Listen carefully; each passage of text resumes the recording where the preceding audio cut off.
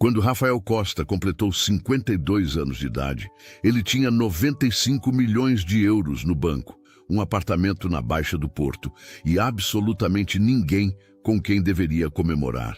Era a noite do dia 14 de fevereiro, Dia dos Namorados, e o restaurante mais exclusivo do Porto estava lotado até a última mesa. Rafael estava há 25 minutos em pé na entrada, esperando como um mendigo, enquanto casais apaixonados passavam sem nem olhar. O garçom tinha lhe dito 3 vezes que não havia espaço, que deveria ter reservado com semanas de antecedência. Sinto muito, mas não posso fazer nada. Rafael estava prestes a ir embora, voltar para seu apartamento vazio para comer algo da geladeira e fingir que aquele dia não existia, que não significava nada. Quando viu que uma mão surgiu do fundo da sala, uma linda mulher morena sentada em uma mesa com uma criança de cerca de 11 anos, estava gesticulando para que ele se aproximasse. Rafael não a conhecia. Ele nunca tinha visto nada parecido em toda a sua vida. Não fazia ideia de por que uma estranha estava convidando-o para se sentar com ela. O que ele não sabia era que aquela mulher, aquela mãe solteira que lutava todos os dias para criar o filho, estava prestes a mudar sua vida para sempre e que o destino, naquela noite de amantes, tinha preparado o presente mais inesperado da sua existência. Se você estiver preparado para esta história, escreva nos comentários de onde você está vendo este vídeo. Rafael Costa tinha nascido em um bairro operário da Baixa do Porto, numa época em que aquele lugar era sinônimo de pobreza e luta. Seu pai trabalhava na construção civil, começando às 5 da manhã para pegar o metrô e chegar às obras que ficavam do outro lado da cidade. Sua mãe limpava casas nos bairros ricos de Foz e Boa Vista, voltando à noite com as mãos rachadas e as costas destroçadas. Rafael cresceu, dividindo o quarto com seus 2 irmãos, vestindo roupas de segunda mão, comendo lentilhas 3 vezes por semana porque era tudo o que podiam pagar. Mas ele também tinha crescido com algo que dinheiro não compra, uma determinação feroz de sair daquela vida, de provar que um garoto da Baixa podia chegar tão alto quanto qualquer menino rico de Foz. Aos 21 anos, conseguiu uma bolsa para estudar administração de empresas na Universidade do Porto. Trabalhava à noite como garçom em um bar de Ribeira para pagar os livros e o transporte. Dormia 4 horas por dia, estudava no metrô e tirava as melhores notas da sua turma. Aos 28 anos, fundou sua primeira empresa, uma consultora tecnológica que começou na sala de um apartamento compartilhado em Sedofeita. Aos 33 anos, já tinha 55 empregados e contratos com as principais empresas de Portugal. Aos 43 anos, vendeu a companhia por 65 milhões de euros e se dedicou a investir em startups, multiplicando sua fortuna até se tornar um dos empresários mais respeitados de Portugal. Os jornais econômicos o chamavam de Lobo da Baixa, o homem que tinha conquistado os escritórios de Foz vindo do subúrbio. Saía nas revistas, o convidavam para dar palestras. Os políticos queriam tirar fotos com ele. Era o exemplo perfeito do sonho português, a prova de que com esforço e talento qualquer um podia triunfar. Mas havia uma parte da história que as revistas não contavam, a parte em que Rafael, para conseguir tudo o que tinha conseguido, tinha sacrificado todo o resto. Tinha se casado aos 35 anos com uma mulher que tinha conhecido em um evento beneficente. Sofia era advogada, filha de um juiz do Supremo Tribunal, educada nos melhores colégios do Porto. Seus pais nunca aprovaram o casamento. Para eles, Rafael sempre seria o garoto da Baixa, o arrivista que tinha conseguido dinheiro, mas nunca teria classe. Sofia aguentou 10 anos. 10 anos de jantares cancelados, de viagens de trabalho que duravam semanas, de promessas quebradas e ausências intermináveis. 10 anos esperando um filho que nunca chegou, porque Rafael sempre dizia que não era o momento, que primeiro tinha que consolidar o negócio, que já haveria tempo depois. O tempo acabou uma manhã de abril, quando Rafael voltou de uma viagem a Londres e encontrou o armário vazio e um bilhete sobre a mesa da sala. Sofia não pedia nada, nem dinheiro, nem explicações. Só tinha ido embora deixando para trás 11 anos de casamento, como quem deixa para trás um hotel no final das férias. Rafael não chorou, não suplicou, não tentou recuperá-la. Mergulhou no trabalho com mais intensidade que nunca, como se o sucesso pudesse preencher o vazio que Sofia tinha deixado. Comprou o apartamento na Baixa, um imóvel de 320 metros quadrados, com vista para todo o porto. Comprou um Porsche que quase não dirigia, quadros que não olhava, ternos que vestia uma vez e esquecia no armário. Seus pais tinham morrido há anos, com apenas alguns meses de diferença. Seus irmãos viviam suas próprias vidas, um em Lisboa e outro em Coimbra, e se viam só no Natal, se é que coincidiam. Os amigos de infância tinham ficado na Baixa, em um mundo que Rafael tinha deixado para trás, décadas atrás. E os amigos novos, os do mundo empresarial, não eram amigos de verdade. Só contatos que o procuravam quando precisavam de algo. Aos 52 anos, Rafael Costa tinha tudo e não tinha nada. O dia do seu aniversário tinha começado como qualquer outro. Tinha acordado sozinho na sua cama enorme. Tinha tomado café sozinho na sua cozinha de design. Tinha passado o dia sozinho no seu escritório, revisando relatórios e respondendo e-mails. Ninguém tinha ligado para dar parabéns. Ninguém tinha mandado uma mensagem. Sua assistente tinha deixado um cartão corporativo sobre a mesa, assinado por toda a equipe, mas Rafael sabia que ela tinha comprado e falsificado todas as assinaturas. Foi ao cair da tarde quando se deu conta de que era Dia dos Namorados. O pior dia possível para fazer aniversário se estava sozinho. Toda a cidade cheia de casais, de flores, de corações, de gente celebrando o amor, enquanto ele celebrava mais um ano de solidão. Decidiu ir jantar no Cantinho do Avilés, um restaurante famoso no centro do Porto, um lugar onde tinha levado clientes importantes e onde sempre o tratavam como um rei. Não tinha reservado, mas era Rafael Costa. Os restaurantes sempre encontravam uma mesa para ele, exceto naquela noite. O Cantinho do Avilés estava no coração do porto, perto da ribeira, em um prédio histórico que cheirava a tradição e a especiarias. Era um dos restaurantes mais conceituados da cidade, onde chefes famosos tinham criado pratos que viravam lenda. Quando Rafael chegou às 9 da noite, soube imediatamente que algo estava errado. Tinha fila na porta, casais esperando na calçada com o frio de fevereiro entrando nos ossos. O Maitre, um homem mais velho que o conhecia há anos, o recebeu com uma expressão de desculpa. Era Dia dos Namorados, explicou, a noite mais cheia do ano. Todas as mesas estavam reservadas há semanas. Se o Sr. Costa tivesse ligado antes, teriam dado um jeito. Mas assim, sem avisar, era impossível. Rafael assentiu mecanicamente. Não estava bravo com o Maitre. Estava bravo consigo mesmo, com sua vida vazia, onde não havia ninguém que lhe organizasse um jantar de aniversário. Ninguém que reservasse uma mesa para celebrar juntos. Ninguém que se lembrasse de que ele existia além do seu talão de cheques. Estava prestes a ir embora quando viu o garoto. Estava sentado em uma mesa junto à janela, ao lado de uma mulher morena, com o cabelo preso em um coque. O garoto teria uns 11 anos.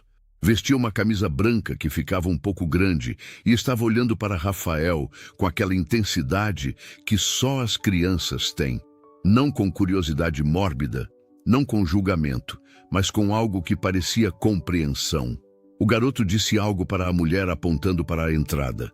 A mulher se virou, viu Rafael em pé como uma alma penada e fez algo completamente inesperado. Levantou a mão e fez um sinal para que ele se aproximasse. Rafael ficou paralisado alguns segundos, certo de ter interpretado mal o gesto. Aquela mulher não podia estar convidando um desconhecido para sua mesa.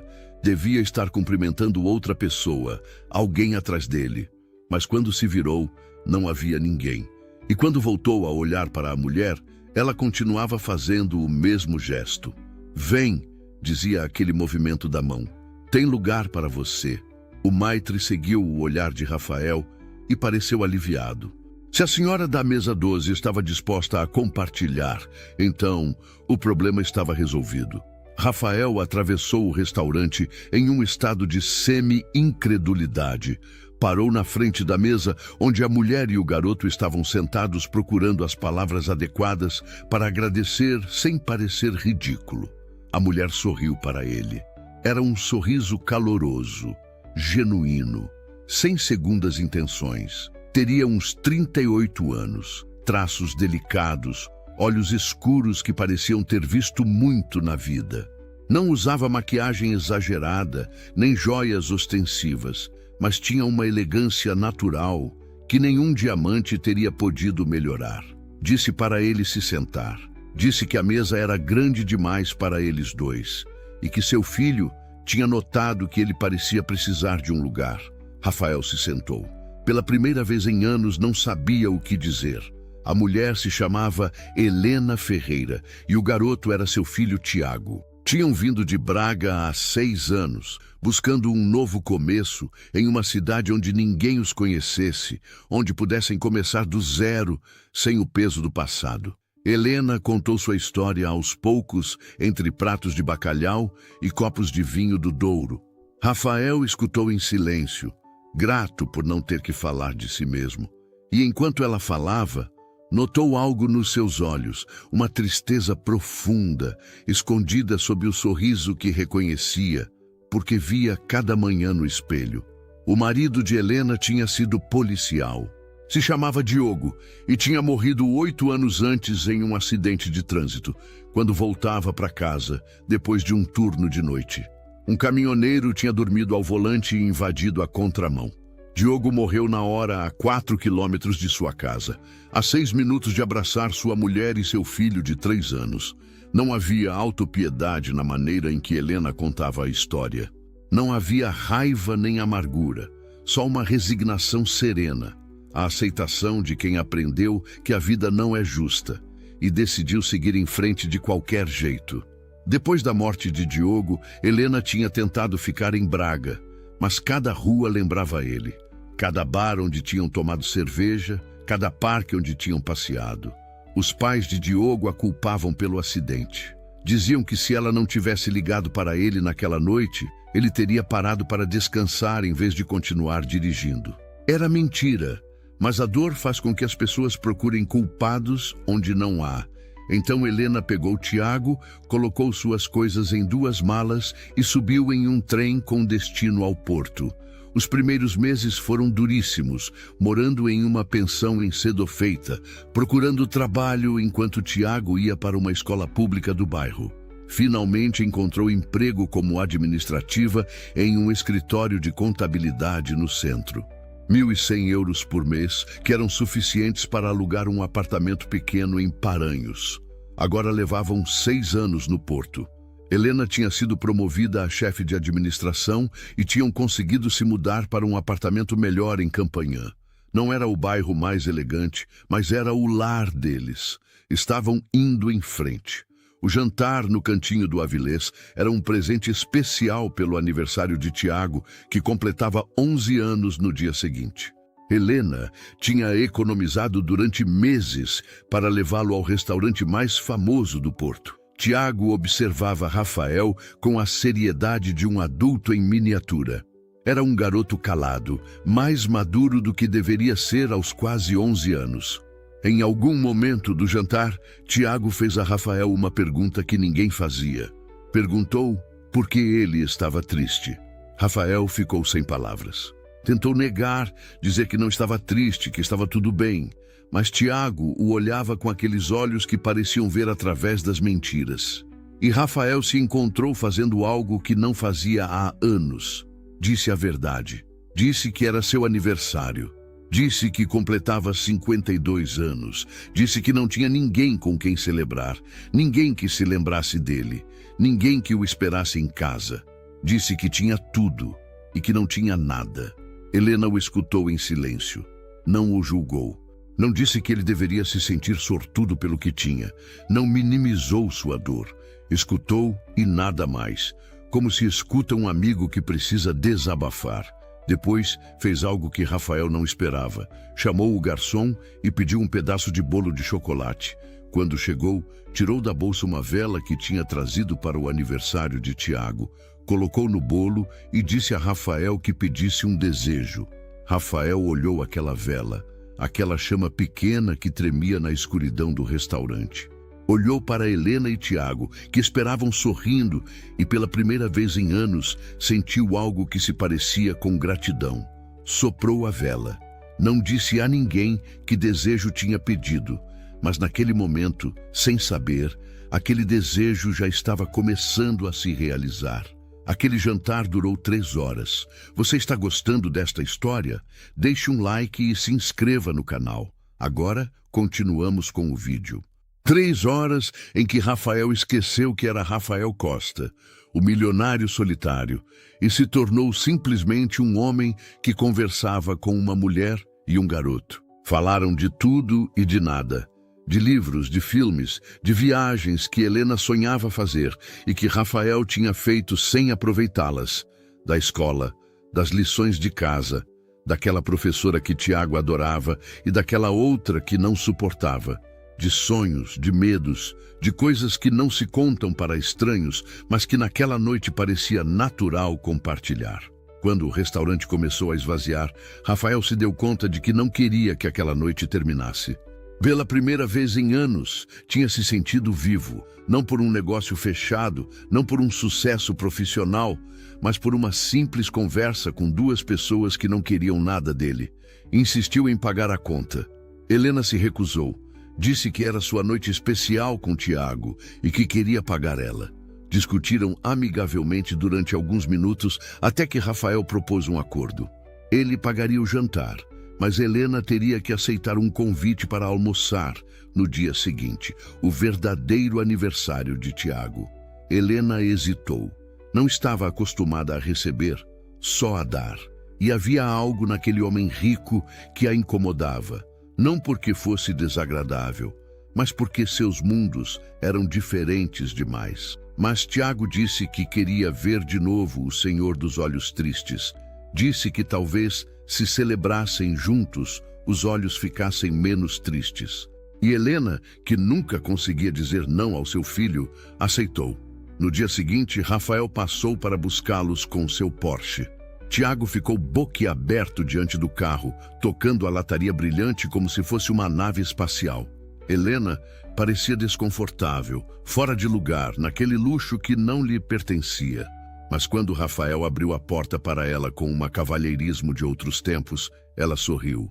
Levou-os para almoçar em um restaurante tradicional na Foz, onde pediram os famosos bolinhos de bacalhau e arroz de polvo.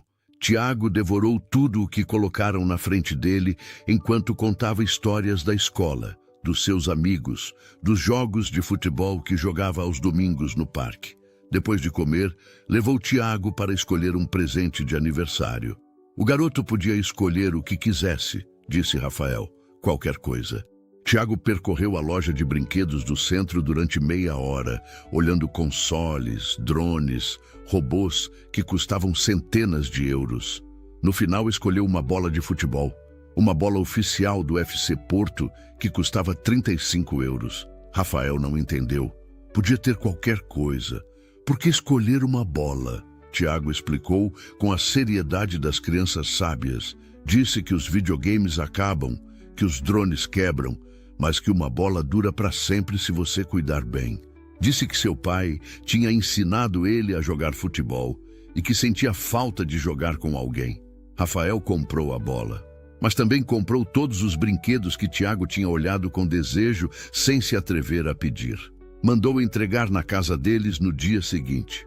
Helena ficou brava. Disse que não podia aceitar presentes tão caros, que não eram uma família para ter pena, que não precisavam da caridade de ninguém. Era orgulhosa, Helena, e aquele orgulho era a única coisa que lhe restava depois de ter perdido tudo. Rafael entendeu que tinha se enganado. Se desculpou. Disse que não queria ofender, que só queria ver Tiago feliz, que não estava acostumado a lidar com pessoas normais e que não sabia como se comportar. Aquela honestidade desarmou Helena. Ninguém nunca se desculpava com ela. Ninguém admitia seus erros. Aquele homem rico e poderoso estava dizendo que não sabia como se comportar com as pessoas, e ela acreditou nele. Desde aquele dia, algo mudou. Nas semanas seguintes, Rafael e Helena continuaram se vendo. No início, sempre com Tiago. Passeios no parque da cidade, tardes no cinema, jogos de futebol no parque, onde Rafael descobriu que era péssimo chutando, mas que adorava tentar. Depois começaram a se ver também sozinhos, jantares em restaurantes discretos de Ribeira, passeios pelo Porto Histórico, conversas que duravam horas e que nunca pareciam suficientes. Rafael descobriu que Helena era muito mais do que parecia. Tinha estudado letras na Universidade do Minho, falava 3 idiomas perfeitamente, tinha sonhado em ser tradutora literária antes que a vida a levasse por outros caminhos. Lia mais do que qualquer pessoa que ele conhecia. Citava Fernando Pessoa e Sofia de Mello, como se fossem velhos amigos, e tinha opinião sobre tudo que expressava sem medo nem vergonha. Helena descobriu que Rafael era muito mais do que parecia. Sob a armadura de sucesso, escondia um garoto da Baixa que ainda se sentia um impostor nos mundos que tinha conquistado, que ainda se emocionava quando passava na frente do prédio onde tinha crescido, que guardava em uma gaveta a primeira moeda que tinha ganhado, lavando pratos naquele bar de Ribeira. Mas havia obstáculos. O mundo de Rafael não estava preparado para aceitar Helena. As revistas de fofoca começaram a publicar fotos deles juntos, com manchetes que insinuavam que ela era uma caça-fortunas, uma viúva que tinha achado uma mina de ouro. Helena sofria com aquelas insinuações. Ela não queria o dinheiro de Rafael, nunca tinha pedido nada, nunca tinha aceitado presentes caros depois daquela primeira vez. Queria só ele, o homem por trás da fortuna, aquele que ria das bobagens de Tiago e se emocionava quando ela falava de Diogo. Mas o mundo não acreditava em amor desinteressado. Também Tiago começou a ter dúvidas. Os colegas da escola zombavam dele. Diziam que sua mãe tinha arranjado um ricaço. Tiago voltava para casa chorando, perguntando a Helena se era verdade, se estava com Rafael só pelo dinheiro. Helena decidiu terminar o relacionamento. Ligou para Rafael uma noite de maio, 3 meses depois daquele jantar no cantinho do Avilés, e disse que não podiam continuar se vendo. Disse que seus mundos eram diferentes demais, que Tiago estava sofrendo, que ela não era forte o suficiente para enfrentar o julgamento dos outros. Rafael escutou em silêncio, depois fez algo que nunca tinha feito em toda a sua carreira de empresário de sucesso. No dia seguinte, convocou uma reunião extraordinária com todos os seus sócios e investidores. Anunciou que ia se aposentar dos negócios, venderia todas as suas participações, liquidaria seus investimentos, se afastaria do mundo empresarial. Queria se dedicar a outra coisa, disse. Queria viver. Seus sócios acharam que tinha enlouquecido. Os jornais falaram de crise nervosa, de depressão, da loucura de um milionário excêntrico. Ninguém entendeu o que estava acontecendo, exceto Helena. Rafael apareceu na porta dela no dia depois de anunciar sua aposentadoria. Não levava flores nem presentes. Não levava nada, exceto a si mesmo. Disse que tinha escolhido ela e Tiago, que tinha escolhido uma vida de verdade em vez de uma vida de sucesso vazio, que não pedia que ela se casasse com ele, que não pedia nada, só que lhe desse uma chance. Helena olhou para ele durante um longo tempo. Aquele homem que tinha renunciado a um império por ela, aquele homem que tinha deixado para trás tudo o que conhecia para começar do zero, igual a ela tinha feito 6 anos antes, e finalmente, pela primeira vez desde que Diogo morreu, se permitiu se apaixonar de novo. 1 ano depois, Rafael e Helena se casaram. Foi uma cerimônia simples no cartório do Porto, com apenas alguns amigos e familiares como testemunhas. Tiago levou as alianças com uma seriedade que fez todos sorrirem. Não foram morar no apartamento da Baixa. Venderam e compraram uma casa com jardim em Matosinhos, em um condomínio tranquilo, onde as crianças brincavam na rua e os vizinhos se cumprimentavam de manhã. Era uma casa normal, não uma mansão de revista, mas era a casa deles. Rafael descobriu que a felicidade não tinha nada a ver com metros quadrados ou com um endereço. A felicidade era acordar cada manhã com Helena ao seu lado. Era preparar o café da manhã para Tiago antes da escola. Era passar os domingos jogando futebol no jardim, embora continuasse péssimo chutando. Não tinha parado de trabalhar completamente. Tinha montado uma fundação que ajudava jovens de bairros humildes a criar suas próprias empresas. Garotos e garotas da Baixa, de Campanhã, de Paranhos, que tinham a mesma fome que ele tinha 30 anos antes. Não ganhava dinheiro com isso, mas ganhava algo muito mais valioso, a satisfação de devolver parte do que a vida tinha lhe dado. Tiago se adaptou rapidamente à nova situação. Chamava Rafael pelo nome, não de pai, porque ninguém podia substituir Diogo, mas gostava dele como se gosta de um pai, com aquela confiança total que as crianças reservam para quem merece. 2 anos depois do casamento, nasceu uma menina. Chamaram ela de Inês, como a mãe de Helena, que tinha morrido quando ela era adolescente. Rafael tinha 55 anos e se tornava pai pela primeira vez. Segurava aquela criatura minúscula nos braços e chorava. Ele que nunca chorava, porque finalmente entendia o que significava ter tudo. Todo ano, no dia 14 de fevereiro, celebravam o aniversário de Rafael com um jantar no cantinho do Avilés. Tinha se tornado uma tradição, uma forma de lembrar a noite em que tudo mudou. Reservavam sempre a mesma mesa, a de junto à janela, onde Helena e Tiago estavam sentados naquela primeira vez. Às vezes, durante aqueles jantares, Rafael olhava para sua mulher e seus filhos e não podia acreditar que aquela era a sua vida. Ele, que tinha passado 23 anos perseguindo o sucesso sem alcançá-lo de verdade, ele, que tinha tudo exceto o que importava, pensava frequentemente naquela noite, no que teria acontecido se Tiago não o tivesse visto, se Helena não tivesse levantado a mão, se ele simplesmente tivesse dado meia volta e ido para casa. Talvez ainda estivesse no seu apartamento vazio, comendo sozinho na frente da TV. Talvez ainda estivesse tentando preencher o vazio com mais dinheiro, mais empresas, mais sucessos inúteis. Mas o destino tinha outros planos, e aquele garoto de olhos atentos, aquela mulher de coração grande, tinham lhe dado o presente que nenhum milhão de euros teria podido comprar nunca: uma família. Muitos anos depois, quando Tiago já era um homem e Inês estava terminando a faculdade, Rafael encontrou a coragem de perguntar à sua mulher por que tinha o convidado para sua mesa naquela noite. Helena sorriu com aquele sorriso que ainda o apaixonava cada vez como a primeira. Disse que tinha visto um homem sozinho no dia dos namorados e tinha pensado que ninguém deveria estar sozinho nesse dia, que tinha visto nos seus olhos a mesma tristeza que ela via nos seus próprios, que tinha pensado que talvez 2 pessoas tristes juntas pudessem ser um pouco menos tristes. Não tinha pensado em amor, não tinha pensado em casamento, só tinha pensado em estender a mão para alguém que parecia precisar. E às vezes, disse ela, é assim que acontecem as coisas mais bonitas, não por cálculo, não por estratégia, mas por um simples gesto de bondade que muda tudo.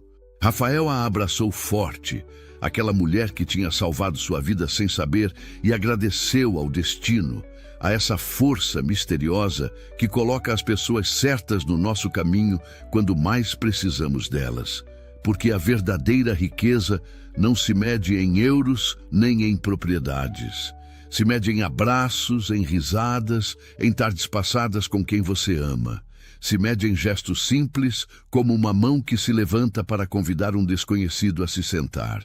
E ele, o milionário solitário que não encontrava mesa no dia do seu aniversário, tinha finalmente encontrado o lugar que era seu.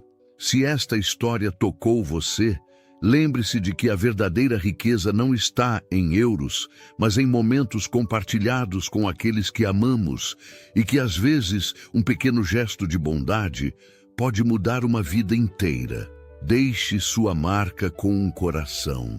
E se você assistiu até o final e quer apoiar este canal, que conta histórias que celebram o amor, a família e as segundas chances, pode fazer isso com um comentário. Agradeço do fundo do coração por estar aqui. Muito obrigado. Cada gesto conta da mesma forma que aquele gesto de levantar a mão em um restaurante lotado.